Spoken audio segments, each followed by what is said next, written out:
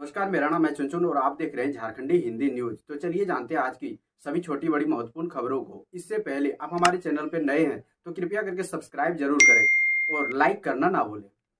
आज की पहली और बड़ी खबर की बात करें तो 15 अगस्त से पूर्व सरकार से हटाए जाएंगे 2 मंत्री। कांग्रेस ने हेमंत को दी हरी झंडी। सत्ता परिवर्तन की साजिश की सजा। झारखंड सरकार में कांग्रेस कोटे के कम से कम 2 मंत्री 15 अगस्त से पहले हटा दिए जाएंगे। इन दोनों मंत्रियों पर सत्ता परिवर्तन के लिए चल रही कवायद का सूत्रधार होने का आरोप है, लेकिन राजनीतिक कारणों को आगे कर पार्टी और सरकार कोई कार्रवाई करने से बच रही है। यही कारण है कि इन मंत्रियों के विभागों में हाल के दिनों में बड़े पैमाने पर हुए फेरबदल का आधार बनाकर इनकी खबर ली जाएगी। तबादलों में बड़े पैमाने पर कमाई किए जाने की शिकायतें विधायकों के माध्यम से मुख्यमंत्री हेमंत सोरेन तक पहुंची है। मंत्रियों और विधायकों की पैरवी नहीं सुने जाने की बात भी नेता लगातार बोल रहे हैं। दोनों मंत्रियों के नाम चर्चा में सबके सामने आने लगे हैं, लेकिन जब तक बदलाव नहीं हो सभी ने चुप्पी साध रखी है। माना जा रहा है कि 7 अगस्त के आसपास ही कार्रवाई हो जाएगी, लेकिन अगर देर भी हुई तो 15 अगस्त तक इसकी अंतिम सीमा होगी। जिन 2 मंत्रियों को बदले जाने की बात कही जा रही है उसके लिए कांग्रेस आलाकमान से भी हरी झंडी मिल गई है।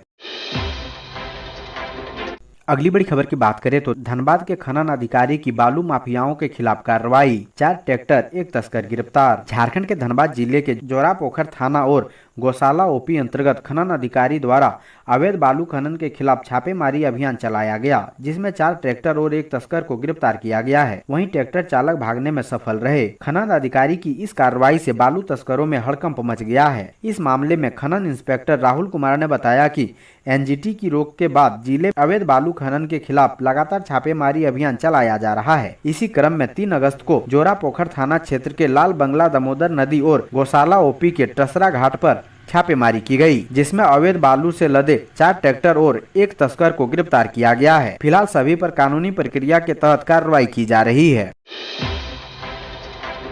अगली बड़ी खबर की बात करें तो मानसून सत्र के चौथे दिन भी हंगामा। विपक्ष ने सरकार पर लगाया इस्लामीकरण का आरोप। झारखंड विधानसभा मानसून सत्र का चौथा दिन भी काफी हंगामेदार रहा। सदन में विधायकों के निलंबन को लेकर भाजपा विधायकों ने जोरदार प्रदर्शन किया, जिसके बाद वे सदन से वॉक आउट कर गए। सत्र की शुरुआत जैसे हुई तो भाजपा विधायक विधानसभा पहुंचे। केसरिया पारंपरिक पोशाक पहने बीजेपी विधायकों ने सीढ़ियों पर बैठकर जमकर हंगामा किया। इस दौरान सभी विधायक ने सरकार विरोधी नारे लगाए। झारखंड सरकार को सूखाग्रस्त का दर्जा दिए जाने की मांग के साथ ही मौजूदा सरकार राज्य का इस्लामीकरण करने का आरोप भी लगाया। झारखंड के स्कूलों के नाम में उर्दू शब्द जोड़ने, रविवार की जगह शुक्रवार को छुट्टी दिए जाने के मामले पर भी बीजेपी नेता ने हेमंत सोरेन सरकार को विपक्षी दलों ने जमकर घेरा। विपक्षी दल के मुख्य सचेतक बिरंची नारायण ने राज्य सरकार पर हमला करते हुए कहा है कि हेमंत सोरेन सरकार झारखंड का इस्लामीकरण करने में लगी हुई है, लेकिन बीजेपी ऐसा होने नहीं देगी। अगर वह शुक्रवार को स्कूलों में छुट्टी देगी तो हम मंगलवार को अवकाश घोषित करने की मांग करेंगे। बिरंची नारायण ने कहा कि शिक्षा का उर्दूकरण करना बंद करना चाहिए। अगली बड़ी खबर की बात करें तो सरकारी स्कूल में बच्चे खुद बनाते हैं मिड डे मील। भारी बर्तन उठाने से कभी भी हो सकता है बड़ा हादसा। पलामू के महुआटांड़ प्रखंड के बेलवार गांव के मध्य विद्यालय में बच्चों को खुद ही अपना मिड डे मील बनाना पड़ता है। छोटे छोटे बच्चे भोजन के बड़े बड़े बर्तन उठाते हैं, जिससे कभी भी हादसा हो सकता है। इस स्कूल में एकमात्र शिक्षक के जिम्मे 53 बच्चे पढ़ाई कर रहे हैं। बच्चों ने मंगलवार को बताया कि उनके एकमात्र शिक्षक कभी विद्यालय आते हैं तो कभी नहीं आते हैं। बच्चों से जब पूछा गया कि वे खाना क्यों बना रहे हैं तो उन्होंने कहा कि यह तो रोज ही होता है। छात्र सोनू नगेसिया, अनीता कुमारी, अंजना, आकाश नगेसिया ने बताया कि वे रोज ही स्कूल में मिड डे मील खुद बनाते हैं। बच्चों ने बताया कि रसोईया कभी कभी ही आती है। अगली बड़ी खबर की बात करें तो वर्चुअल हनी ट्रैप के खूबसूरत रिक्वेस्ट से आप भी रहें अलर्ट। सांप के सामने वीडियो कॉल में न्यूड हो गई महिला। झारखंड में इन दिनों वर्चुअल हनी ट्रैप के मामले रोजाना आ रहे हैं। साइबर ठगों का यह गिरोह वर्चुअल हनी ट्रैप के जरिए राज्य के कई बड़े बड़े लोगों को अपना शिकार बना रहा है। ब्लैकमेलिंग कर लाखों रुपए का खेल साइबर ठग कर रहे हैं। कई पीड़ित लोग लज्जा से इसकी शिकायत थाना में नहीं कर रहे हैं, इसलिए यह मामला ज्यादा उजागर नहीं हो पा रहा है। साइबर पुलिस की माने तो राज्य में हर दिन 10 से 20 लोग इसका शिकार हो रहे हैं। यह साइबर गिरोह ज्यादातर युवाओं को अपना शिकार बना रहे हैं। इस गिरोह में ज्यादातर युवतियां ही शामिल है। गिरोह के सदस्य फेसबुक पर फ्रेंड रिक्वेस्ट भेजकर पहले दोस्ती करते हैं, फिर फेसबुक मैसेंजर से लोगों से बातचीत कर उन्हें अपने भरोसे में लेते हैं, फिर उनकी फोटो और न्यूड वीडियो रिकॉर्डिंग कर रहे हैं। फिर शुरू हो जाता है साइबर ठगों का खेल। वीडियो रिकॉर्डिंग या अश्लील फोटो को वायरल करने की धमकी देकर साइबर गिरोह में शामिल लोगों से मोटी रकम ब्लैकमेलिंग कर वसूल रही है। ज्यादातर लोग बदनामी के डर से साइबर ठगों को पैसे दे रहे हैं, जबकि कुछ लोग ही इसकी शिकायत थाना में कर रहे हैं। अगली बड़ी खबर की बात करें तो एमएलए अनूप सिंह की तस्वीर पर मंत्री बन्ना गुप्ता बोले, पार्टी से जाना है तो मर्द की तरह जाएं। कांग्रेस कोटे के मंत्री बन्ना गुप्ता ने केस के साथ पकड़े गए तीनों कांग्रेस विधायकों के बारे में कहा कि उन लोगों से बहुत बड़ी गलती हुई है। पार्टी ने इन लोगों को काफी सम्मान दिया था। उनको अपनी गलती का एहसास है तो माफी मांगे, तब कांग्रेस में वापसी होगी। बता दें, तीनों विधायकों इरफान अंसारी, नमन विकसल कोंगाड़ी, राजेश कश्यप को गिरफ्तार कर लिया गया है। कोलकाता में सीआईडी के रिमांड पर है। बता दें कि तीनों विधायकों को कांग्रेस से निलंबित कर दिया गया है। कांग्रेस विधायक अनूप सिंह का असम सीएम के साथ फोटो सामने आने पर बन्ना गुप्ता ने कहा कि पार्टी मां के समान है और उन्होंने पार्टी की पीठ में खंजर घोंपा है। अगर पार्टी में नहीं रहना है तो मर्द की तरह जाएं, लेकिन इस तरह की घटिया हरकत ना करें। अगली बड़ी खबर की बात करें तो गिरफ्तार विधायकों ने की सीबीआई जांच की मांग। सीआईडी जांच राजनीति से प्रेरित, कलकत्ता हाईकोर्ट में याचिका दायर। पश्चिम बंगाल के हावड़ा में 48 लाख कैश के साथ गिरफ्तार किए गए झारखंड के 3 विधायकों ने कलकत्ता हाईकोर्ट का दरवाजा खटखटाया।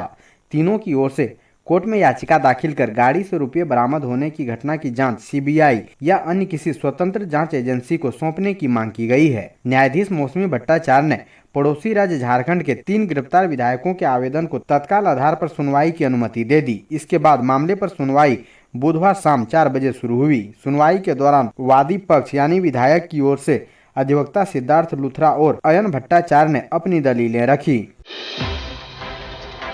अगली बड़ी खबर की बात करें तो पूर्व सीएम बाबूलाल मरांडी का ममता बनर्जी और हेमंत सरकार पर प्रहार, बोले चेहरा बचाने के लिए सांठगांठ। भाजपा विधायक दल के नेता बाबूलाल मरांडी ने कहा है कि पश्चिम बंगाल की ममता बनर्जी और राज्य में हेमंत सोरेन की सरकार भ्रष्टाचार में अंकठ डूबी है, भ्रष्टाचार में डूब गई है। दोनों ही सरकार में केवल लूट मची हुई है। ममता की सरकार में एक मंत्री के पास नोट का पहाड़ मिलता है तो झारखंड में सीएम के प्रतिनिधि से लेकर सहयोगी पर आरोप लगे हैं। राज्य का पत्थर बालू खनिज की लूट हो रही है। भ्रष्टाचार के मामले हर दिन सामने आ रहे हैं। अपना चेहरा छिपाने और मामले को दबाने के लिए ममता बनर्जी और हेमंत सोरेन ने सांठगांठ की है। श्री मरांडी मीडिया से बातचीत कर रहे थे। यह पूछे जाने पर कि मुख्यमंत्री हेमंत सोरेन का आरोप है कि भाजपा राज्य सरकार को अस्थिर कर रही है। इस सवाल पर श्री मरांडी ने कहा कि भाजपा ने कभी नहीं कहा कि वह सरकार बनाने जा रही है। हम सरकार की लूट और भ्रष्टाचार की बात कर रहे हैं। इसके खिलाफ लगातार संघर्ष कर रहे हैं। राज्य की जनता के साथ भाजपा खड़ी है। कहा कि सत्ता पक्ष के 3 विधायक पकड़े गए हैं। क्या राज्य में 3 विधायक सरकार गिरा देंगे? उनके पास से 48 लाख रुपए मिले हैं। मामले में सच्चाई सामने आएगी। अगली बड़ी खबर की बात करें तो पति का सिर धड़ से अलग कर फरार हुई पत्नी, हड़िया नहीं देने से थी नाराज। खेत में काम करने वाली महिला को पति ने हड़िया नहीं दिया तो उसने कुल्हाड़ी से उसका गला काट दिया। हत्या के बाद पत्नी फरार हो गई। यह सनसनीखेज वारदात मंगलवार दोपहर करीब 1 बजे जमशेदपुर जिले के किस्को प्रखंड स्थित जोबांग थाना क्षेत्र के खड़िया गांव में हुई। जानकारी के मुताबिक बिफई तूरी खेत की जुताई के बाद घर आकर आराम कर रहा था। इसी दौरान उसे नींद आ गई। इसके पहले उसने धान रोपनी में सहयोग देने वाले गाँव के पाहन और अन्य लोगों को अपनी ओर से हड़िया पीने को दिया था, लेकिन अपनी पत्नी को हड़िया नहीं दिया था। पत्नी जब धान रोपकर घर लौटी तो गुस्से में सोते हुए बिफई पर टांगी से वार कर दिया। इस हमले में बिफई की गर्दन सिर से अलग हो गई। हत्या के बाद बिफई की पत्नी वहां से भाग निकली। इससे पहले उसका खौफनाक रूप देखकर बच्चे भी घर से निकलकर भाग गए थे। शाम तक लाश घर में ही पड़ी हुई थी। अगली बड़ी खबर की बात करें तो रांची में नाबालिग फुटबॉल खिलाड़ी के साथ गैंगरेप, अगवा कर दसम फॉल में जंगल में किया दुष्कर्म। रेलवे स्टेशन से घर लौट रही एक नाबालिग फुटबॉल खिलाड़ी को अगवा कर गैंग रेप की वारदात को अंजाम दिया गया है। 4 अज्ञात अपराधियों ने इस घटना को अंजाम दिया है। बताया जा रहा है कि नाबालिग को दसम फॉल के जंगल में ले जाकर उसके साथ दुष्कर्म किया गया। खरकी दाग ओपी क्षेत्र से एक नाबालिग फुटबॉल खिलाड़ी को अगवा कर दसम फॉल के जंगल में ले जाकर उसके साथ गैंग रेप किया गया है। इस वारदात को अपराधियों ने सोमवार की रात तब अंजाम दिया जब नाबालिग बॉल सिरिंग रेलवे स्टेशन से अपने घर लौट रही थी। इस वारदात को 4 की संख्या में अपराधियों ने अंजाम दिया है। इस मामले में पीड़िता की ओर से प्राथमिकी दर्ज करवाई गई है। पीड़िता ने प्राथमिकी में बताया है कि ओडिशा में फुटबॉल खेलने गई थी। सोमवार की शाम ओडिशा से रांची लौटी। बॉल रिसिंग रेलवे स्टेशन पर उतरी और एक ऑटो बुक कर घर जा रही थी। इसी दौरान 3 की संख्या में अपराधी ऑटो में जबरन बैठ गए। इसके बाद अपराधियों ने नाबालिग के साथ छेड़खानी करने लगे। नाबालिग ने जब इसका विरोध किया तो अपराधियों ने हथियार दिखाकर जान से मारने की धमकी दी। मिली जानकारी के अनुसार अपराधियों ने नाबालिग को उसी ऑटो से दसम फॉल के जंगल में ले जाया गया और वारदात को अंजाम दिया। इस दौरान अपराधियों ने नाबालिग के साथ मारपीट भी की। मंगलवार की सुबह नाबालिग को अपराधी जंगल से ले आए और 10 माइल में छोड़कर फरार हो गए।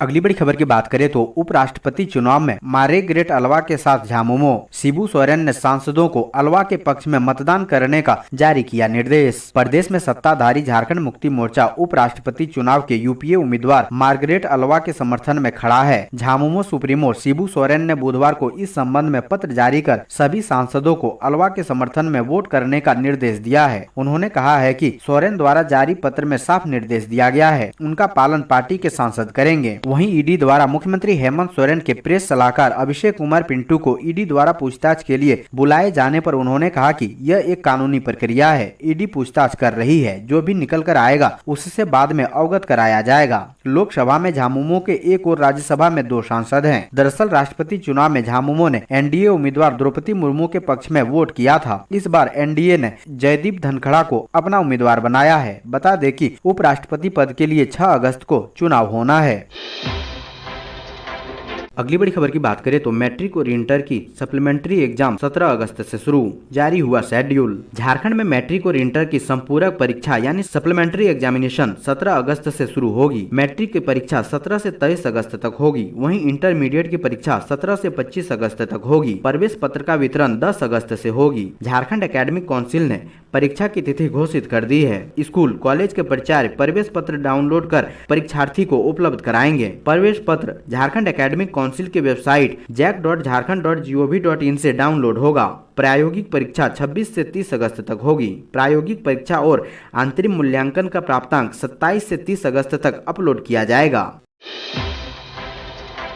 अगली बड़ी खबर की बात करें तो हेमंत सोरेन के प्रेस सलाहकार की गिरफ्तारी संभव। अभिषेक प्रसाद पिंटू से ईडी ने शुरू की पूछताछ। ईडी यानी परिवर्तन निदेशालय की टीम ने अवैध खनन पट्टा आवंटन और मनी लॉन्ड्रिंग मामले में झारखंड के सीएम हेमंत सोरेन के राजनीतिक सलाहकार अभिषेक प्रसाद उर्फ पिंटू से पूछताछ शुरू कर दी है। उनकी कभी भी गिरफ्तारी हो सकती है। 1 अगस्त को ईडी ने उन्हें पूछताछ के लिए बुलाया था, लेकिन उन्होंने 15 दिनों की मोहलत मांगी थी। ईडी ने इस पर कोई जवाब नहीं दिया तो बुधवार को वह खुद ही ईडी के दफ्तर पहुंच गए। बताया जा रहा है कि ईडी के अधिकारी ने उनसे पूछताछ शुरू कर दी है। इस बात की आशंका जताई जा रही है कि पूछताछ के बाद ईडी उन्हें गिरफ्तार कर सकती है। अगली बड़ी खबर की बात करें तो पुरानी पेंशन योजना लागू करने की मांग। राज्य की न्यू पेंशन स्कीम का जमा पैसा लौटाने को पीएफआरडीए तैयार नहीं। झारखंड सरकार ने बनाई committee. Pension fund regulatory and development authority ने न्यू पेंशन स्कीम फंड की जमा राशि राज्यों को लौटाने से इनकार कर दिया है। राजस्थान और छत्तीसगढ़ के बाद झारखंड सरकार भी राज्य में न्यू पेंशन स्कीम को खत्म कर पुरानी पेंशन स्कीम लाने का नीतिगत निर्णय कर चुकी है। हालांकि झारखंड सरकार ने पीएफआरडीए को पैसा की वापसी के लिए पत्र नहीं भेजा है, लेकिन पीएफआरडीए ने राजस्थान और छत्तीसगढ़ को इस फंड में जमा पैसे लौटाने से मना कर दिया है। दोनों राज्यों के वित्त सचिव को भेजे पत्र में कहा गया है कि इन पैसों की वापसी संभव नहीं है। राजस्थान सरकार ने पीएफआरडीए से कहा था कि न्यू पेंशन स्कीम में कर्मचारियों और राज्य सरकार के अंशदान की जो राशि जमा है उसे सरकार वापस लेकर जीपीएफ में शिफ्ट करना चाहिए। अगली बड़ी खबर की बात करें तो साइबर अपराधियों की गिरफ्त में कृषि मंत्री। बादल पत्रलेख के फर्जी आईडी से मांग रहे पैसे। झारखंड के कृषि मंत्री बादल पत्रलेख का फेक व्हाट्सएप आईडी बनाकर जिला कृषि पदाधिकारी विकास कुमार से पैसा मांगने का मामला सामने आया है। इस फेक आईडी से मंत्री के रूप में साइबर अपराधियों ने जिला कृषि पदाधिकारी से अमेजन गिफ्ट के माध्यम से उगाही करने का प्रयास किया। पदाधिकारी से कहा गया है कि वो अमेजन के भेजे गए गिफ्ट के लिंक में जाकर पैसा जमा कर दें। उन्हें अभी इसकी आवश्यकता है क्योंकि वह मीटिंग में व्यस्त व्यस्त हैं, इसलिए पैसा भेज दें, बाद में उन्हें वापस कर दिया जाएगा। जिला कृषि पदाधिकारी विकास कुमार ने बताया कि इस तरह ठगी को लेकर वह पहले से ही वाकिफ है। जैसे ही फेक आईडी से उन्हें व्हाट्सएप मैसेज सुबह करीब 7:30 बजे आया, उसके बाद वो अलर्ट हो गए। उन्होंने बताया कि मंत्री बादल पत्रलेख इस तरह से अपने अधिकारियों से बात नहीं करते हैं। जिस तरह से ठगी करने का प्रयास किया गया वह कोई शातिर साइबर अपराधी ही कर सकता है। हालांकि उन्होंने इसकी शिकायत सबसे पहले कृषि मंत्री के आप सचिव से की, इसके बाद लिखित शिकायत पुलिस को दी है। अगली बड़ी खबर की बात करें तो साहिबगंज में एक रिटायर्ड सेना जवान समेत 2 की हत्या। दोनों मामलों की जांच में जुटी पुलिस। हत्या के कारणों का अभी नहीं चला पता। साहिबगंज जिले में बुधवार को अलग अलग इलाकों में एक रिटायर्ड सेना जवान समेत 2 लोगों की हत्या का मामला सामने आया है। पहली घटना जिरवाबाड़ी थाना क्षेत्र के कबूतर खोपी निवासी 72 वर्षीय रिटायर्ड सेना के श्यामलाल यादव की हत्या का है। अपराधी ने उस वक्त उनकी हत्या कर दी जब वह सुबह टहलने के लिए गए थे। उनका शव घर से कुछ दूर रेलवे स्टेशन के किनारे से बरामद हुआ है। सूचना मिलने पर जिरवाबाड़ी ओपी प्रभारी चिरंजीत प्रसाद व सब इंस्पेक्टर सतीश सोनी पहुंचे। उन्होंने बताया कि यादव की हत्या पेट में धारदार हथियार से वार कर दिया गया है। वहीं जिले के कोटाल पोखर थाना क्षेत्र ढाटापाड़ा गांव के निकट कारनी नदी से बुधवार की सुबह जमालपुर गांव निवासी 34 वर्षीय फागू प्रमाणिक का शव बरामद हुआ है। परिजनों ने बताया कि मंगलवार की रात से वह लापता था।